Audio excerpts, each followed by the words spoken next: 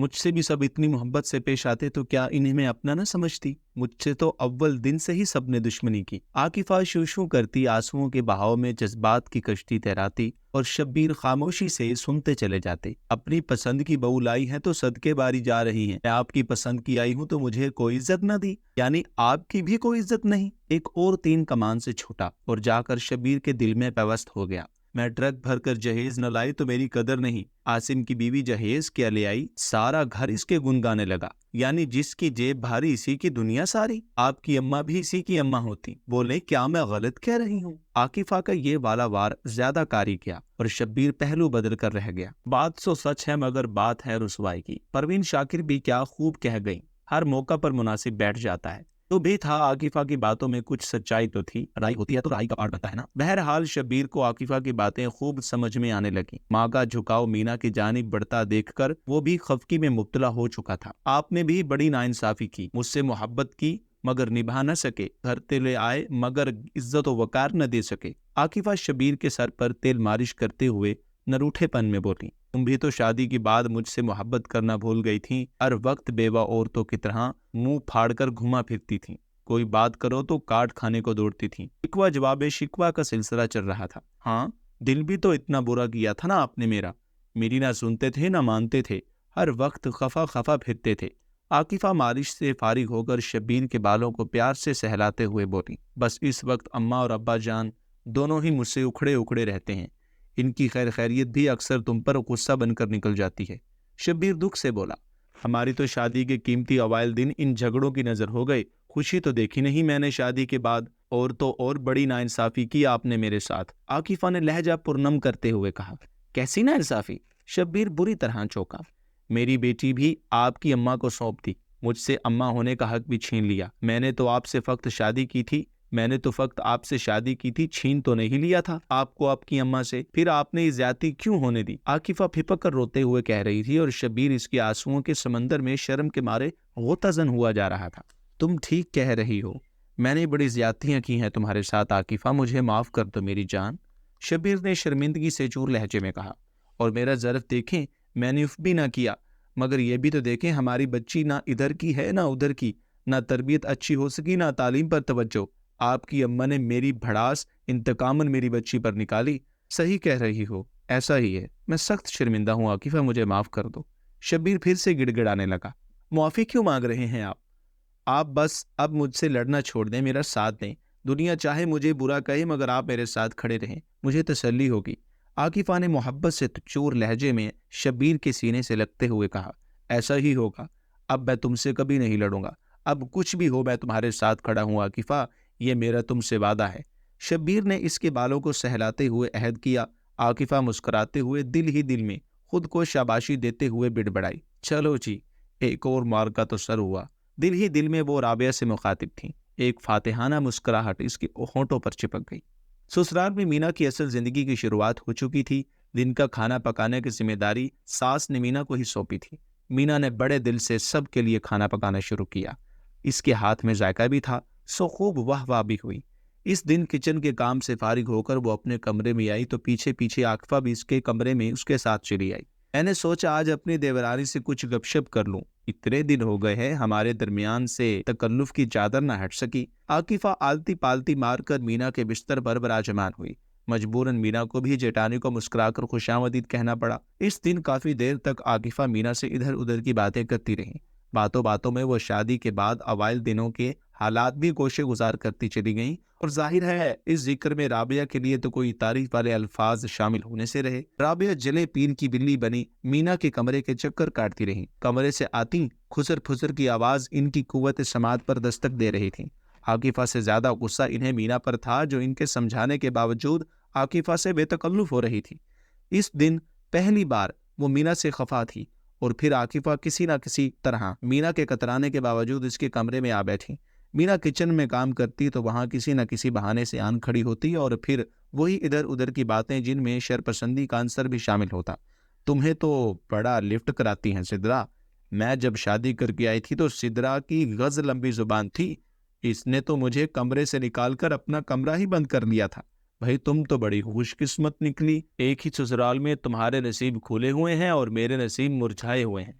बज़ाहिर हंसते हुए मगर बड़ी तीखी बात कह रही थी आकिफा।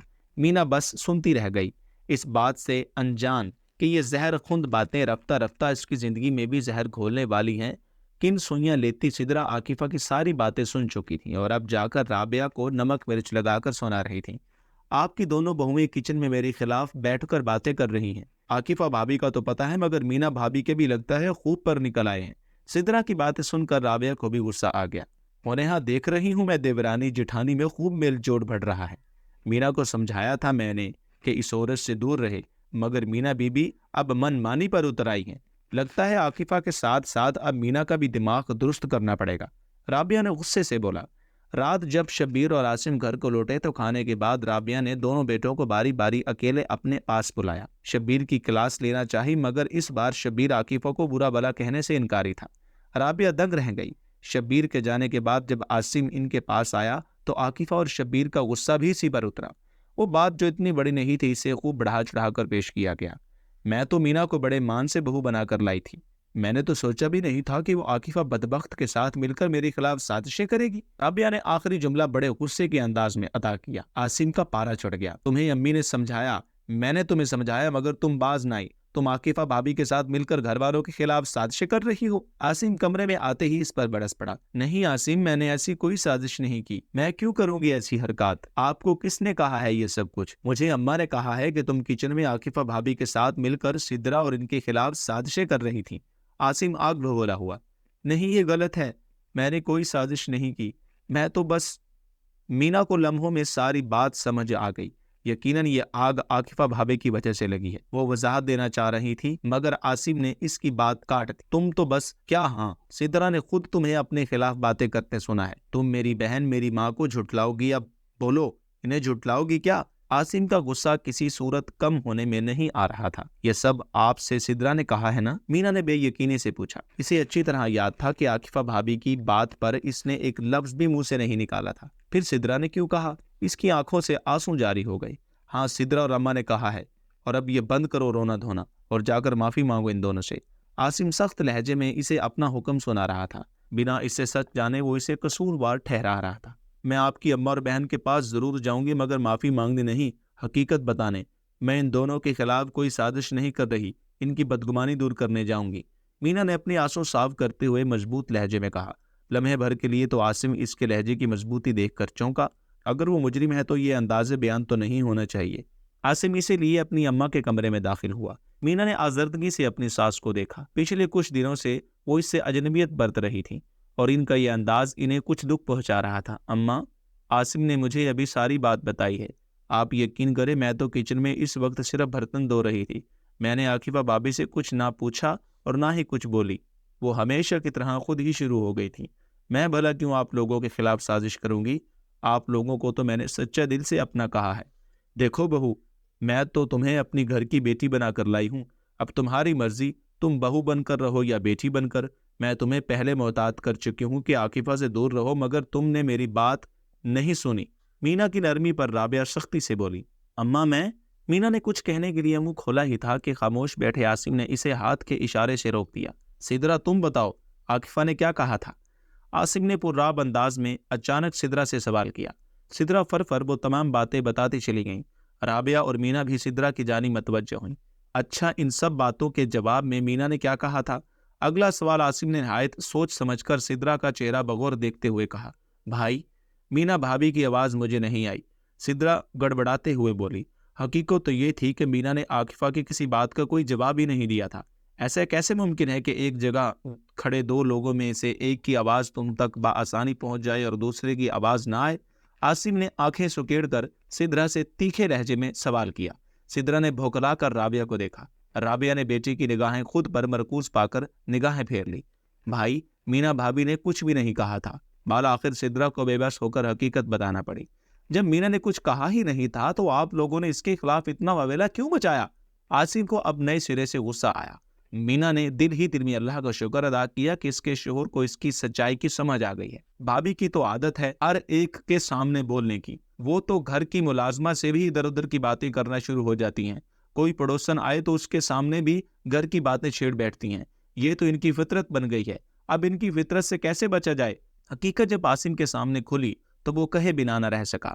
رابعہ اور سدرا فی الوقت تو خاموش رہی، مگر عاصم میاں کا یوں بیوی کے سامنے اس کے حق میں ہی بولنا انہیں بے حد ناگوار گزرا۔ آج کے دن ان کے دونوں بیٹوں نے انہیں شرمندہ کر دیا تھا۔ عاقفہ تو پہلے ہی ناپسند تھی، مگر اب مینا بھی انہیں بری لگنے لگی۔ عاصم اور مینا کے کمرے جانے کے بعد سدرا افسوس سے سر ہلاتی ہوئی بولی، کتنے بدل گئے ہیں عاصم بھائی، بیوی کو کچھ نہ کہا، بس ہمیں ہی غلط ٹھہرا دیا۔ اس کی بات پر رابعہ ناگواری سے پہلو بدل کر گئی۔ میں جانتا ہوں مینا تمہاری غلطی تھی، مگر تم محتاط رہو، بھابھی تمہیں برا بنانا چاہتی ہیں، وہ تم سے کسی نہ کسی طرح بھی بات کریں، تم بہانہ بنا کر وہاں سے ہٹ جاؤ، ورنہ یقین کرو اس گھر میں تمہارے لیے بے حد مشکلات کھڑی ہو جائیں گی۔ کمرے میں آ کر عاصم دیر تک مینا کو پیار سے سمجھاتا رہا۔ عاقفہ اتنے عرصے کی جلن، حسد، نفرت مینا پر نکال رہی تھی۔ وہ اپنی ماں کے دل کو بھی جانتا تھا، ایک بار اس کا دل اگر کسی سے خراب ہو جاتا تو پھر اس انسان سے کبھی اس کے تعلقات اچھے نہیں ہو پاتے۔ اس سے مینا کو عاقفہ کے شر سے بچانا تھا۔ وہ مینا کو گھر کے حالات کے حوالے سے سمجھاتا رہے گا، اس کا بھرپور ساتھ دے گا، اس کی ہمت بنے گا۔ وہ اچھے شوہر کی طرح، ایک سمجھدار بیٹے کی طرح گھر کی فلاح کے بارے میں سوچ رہا تھا۔ عاقفہ خوش تھی، جو چال اس نے چلی تھی وہ کامیاب رہی تھی۔ مینا سے اس کی ساس اور نند کھچے کھچے رہنے لگے۔ اب وقت تھا اگلا پانسا پھینکنے کا۔ عاقفہ کا اخلاق ہی گھر والوں کے لیے بہترین نوعیت کا ہو گیا۔ اب وہ کچن میں کام کرنے لگی تھی، چھوٹی چھوٹی باتوں پر ہنگامہ برپا نہیں کرتی تھی۔ اب آہستہ آہستہ اس نے ساس کے کھان بھرنا شروع کر دیے۔ اماں جی ایک بات کہوں، مینا جہیز تو اچھا خاصا لائی ہے، مگر انتہائی خراب قسم کا ہے، اور خود مینا بہت پھوڑ ہے۔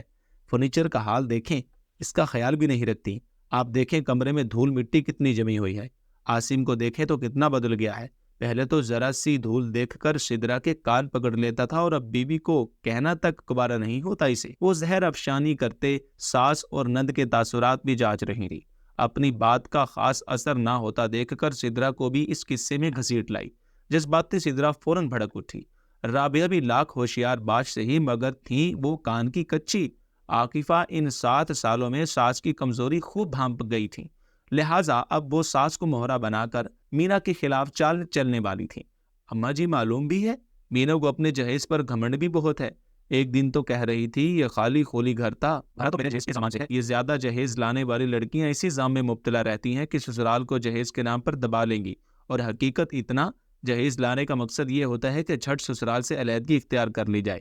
کچھ سمجھ رہی ہیں آپ میری بات؟ عاقفہ کے زبان کا جادو چل گیا۔ رابعہ کو اس کی باتیں کچھ زیادہ ہی سمجھ میں آنے لگی تھیں، بلکہ اب تو عاقفہ سے پوچھ کر گھر کے فیصلے کرتی۔ عاقفہ بڑے مزے میں تھی، اس کے حصے کا کام بھی امینا کے سپرد کر دیا گیا تھا، اور گھر میں اس کی اہمیت کا گراف بتدریج نیچے آ رہا تھا۔